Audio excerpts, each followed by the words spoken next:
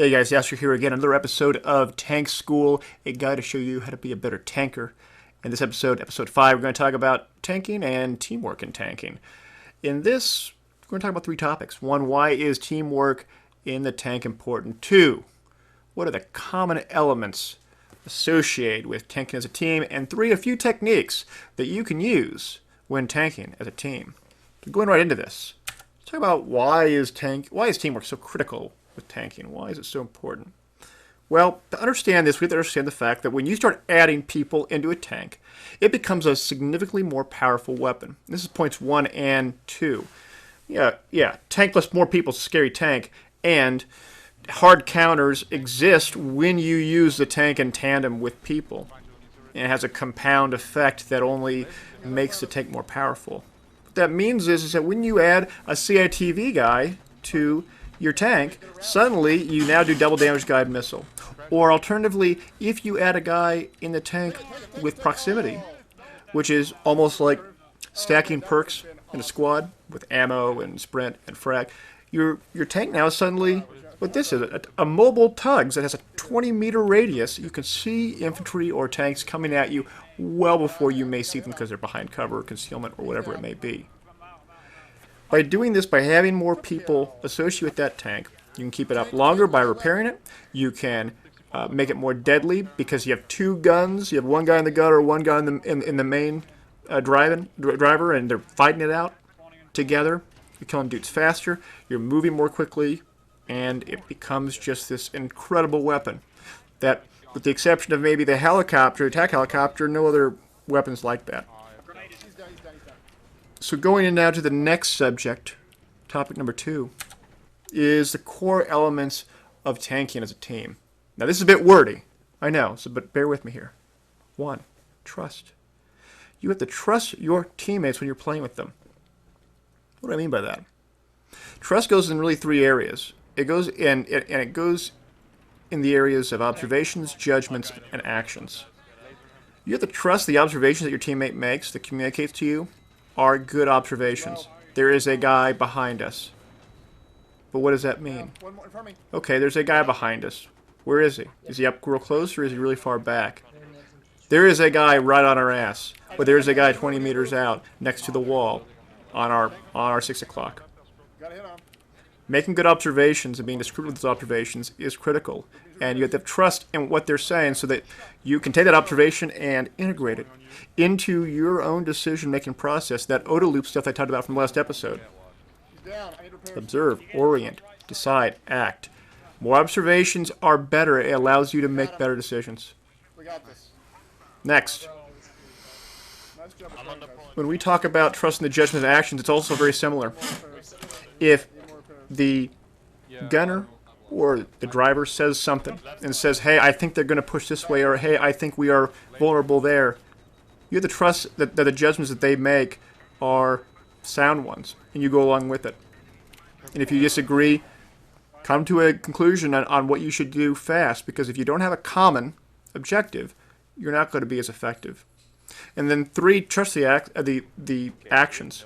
So if you're driving and the turret gunner says, hey, there's a guy on your 1 o'clock and enemy infantry, and the tank driver says, I'm going to kill this guy, that turret gunner has to trust that that driver's going to do it. By trusting each other, you can be more effective. Don't second guess each other. You have to build that trust. It's not instantaneous, but it takes time, but it can be done. Related to all this is communicating, and I talked about this a little bit. Be explicit in what the tank's objective is. And this has to be a consensus with the turret gunner and the tank driver, and the CATV guy if you're running 3 guys. You all be in agreement of what you're trying to do. Are you all trying to push A or trying to defend B? Are you trying to kill an enemy tank or kill enemy infantry? Are you trying just to hold the line, or are you trying to really push it on up? You have to be in agreement on what you're trying to accomplish. And in this same respect, you have to have common understanding of what the callouts are called. So as an example, let's say we're playing with an IFV on Grand Bazaar, as the US side, on Conquest, and we are fighting at the A point. And there is a guy that's just around the corner, and your teammate says, hey, there's one guy at Yellow Dumps.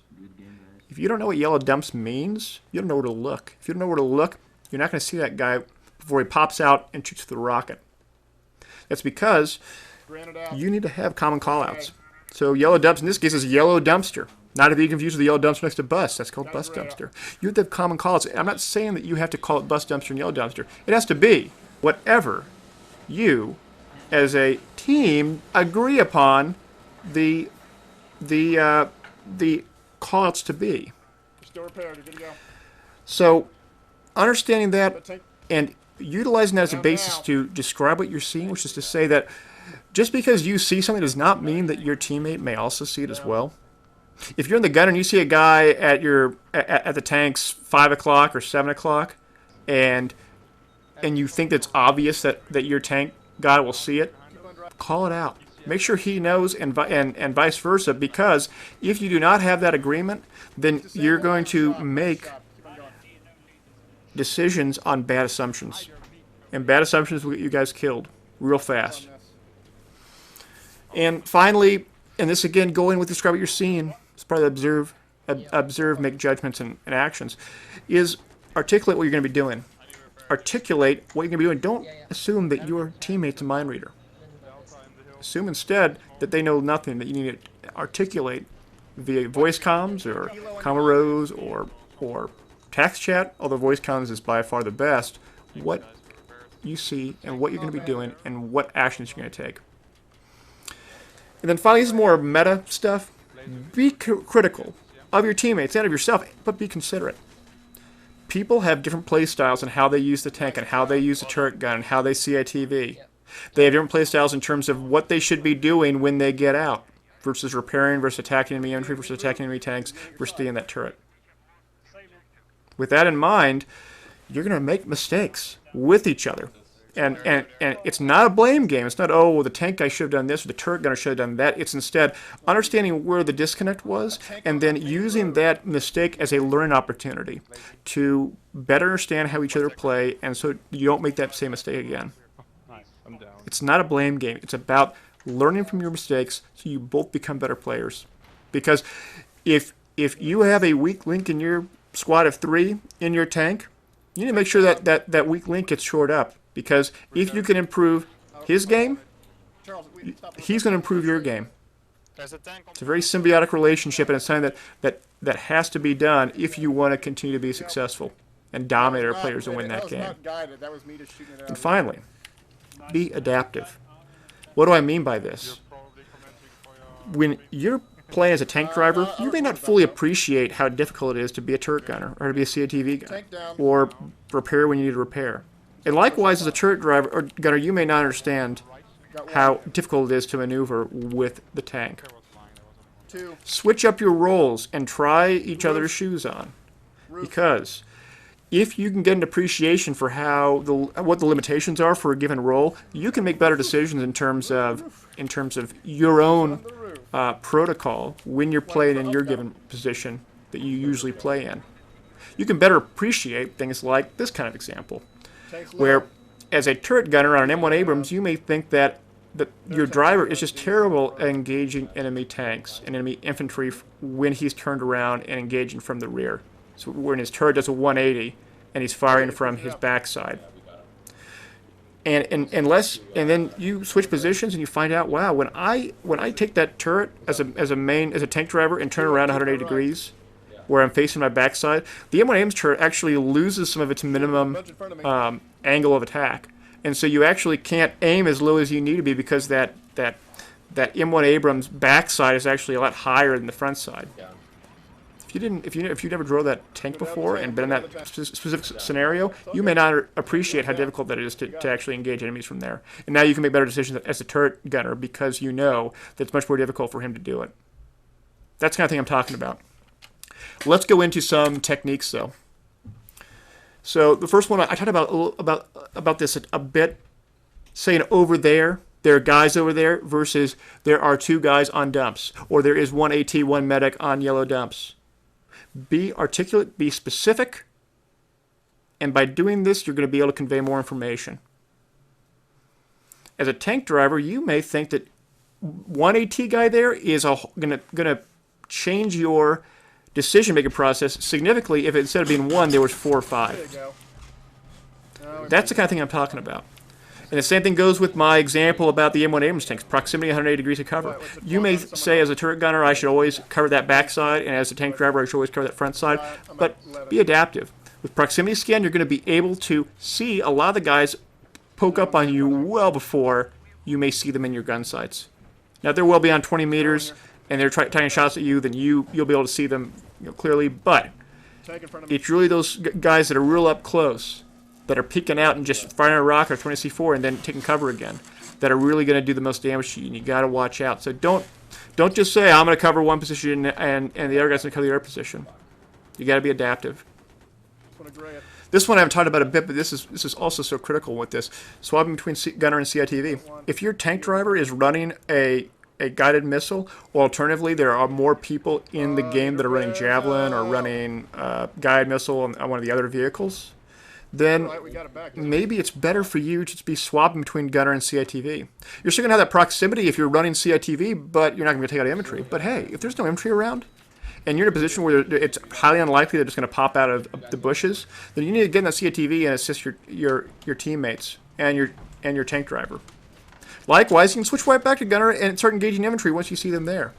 There's a cadence associated with shooting that guided shell if your tank driver has that guided missile, because it requires you to lock on, fire, and then once he fired, he's going to have an 8 to 10 second reload rate. So you don't need to be on a CITV gunner the entire time. You just need to laze it and then move back to your gunner once he's able to get his shot off, and then you're good to go. The next topic, this one is real complicated, but let me just try to describe it as best I can. When do you, as a gunner or CTV guy, fight versus repair, and what kind of fighting do you do? Is it more conducive for you to be in that turret gun and try to get some easy kills from there, or do you try to get out and actually fight it with your primary rifle or fight it with an RPG-7, depending if you're going against anti-infantry or anti-tank? Or when do you repair? When do you get out and just start repairing instead? Are you vulnerable if you start repairing from the rear, repairing from the sides? What's the best decision? There's no easy flowchart to describe how this operates. Instead, it's going to be up to the given scenario that you're actually playing in. This is going to be judgments that you're going to have to learn on your own, but remember, you have to think to yourself, well, if there are 2 enemy infantry there on our sides, maybe it is easier just for me to get out and shoot both of them, because they're both trying to reload their RPG-7s or whatever it may be, and you may get easy kills off of it. Those kind of things you got to think about. And the last 2 are very related. Tag team seat swap is always a fun one. Here's what it is. Let's say your tank driver is running reactive armor, he's running cancer shot or LMG or HMG, and then you as a gunner are running guided missile and proximity. There's no infantry nearby, but there's some enemy aircraft or enemy vehicles from a long distance. Here's what you do. You do the swap. The tank driver takes the CITV position, you as a gunner take the tank driver position, and now you have a setup to use laser-targeted guided shells, which do double damage and are pretty fearsome. You can take out enemy aircraft and you can take out tanks real fast. And so maybe, as a tank driver, you'll take some additional damage because your reactive armor isn't up, but that's okay, because you'll be able to get that laser target and get a guided shell off and do a whole lot more damage that enemy tank will be doing to you. Those kind of things that I'm sort of talking about in terms of being dynamic, doing that swap. And one that's very similar to this is sort of the bait and switch maneuver. This one is so much fun to do. You as a tank driver have a turret gunner, and the turret gunner gets out before you hit an enemy point. You see in your proximity that there's probably maybe 3 or 4 guys here at the very most, and you start pushing into it. And as you push into it, you as a tank driver make yourself known. You start just shelling walls and stuff, just to let them know that you're coming. You're letting them know that you're coming. You're trying to be sneaky. They will start reacting accordingly by positioning themselves in areas that make it difficult for you as a tank driver to shoot them.